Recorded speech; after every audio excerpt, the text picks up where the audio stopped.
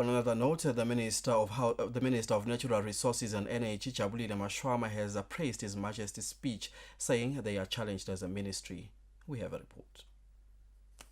The Ministry is very challenged in terms of the message we got from His Majesty today. It is clear that our mandate is big, and it is clear that the expectations are high, coming right from the highest authority of the land, His Majesty the King. His Majesty said in no uncertain terms that he expects an increase in the access of electricity for the Swazis. We're not just going to wait for 2022, where all Swazis will have access to electricity, but he's giving us directives year on year in terms of what the increase should be.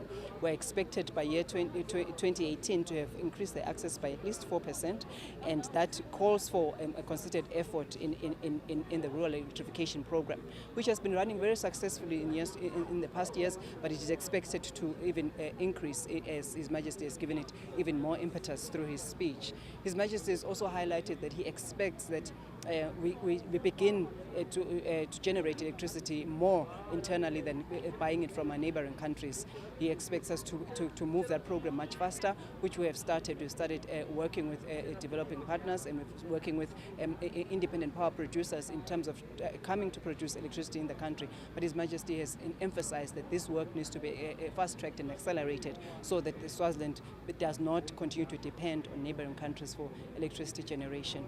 He emphasized the need for us to ensure that our generation that we do through hydro generation is enhanced, because the drought is over and we are expected to then generate more power.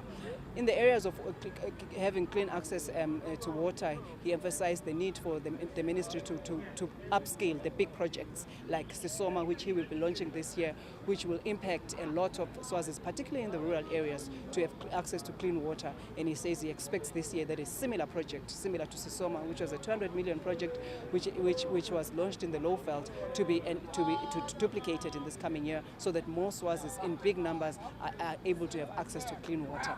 So as a ministry, we are very challenged. He spoke also particularly about the mining sector, that it is expected to contribute significantly to the economy of the country, and as things stand now, its contribution is not significant. So he said he expects the ministry to strengthen the legislation that will encourage investors to come and be able to invest in this area, and also encourage Swazis to participate in the mining sector.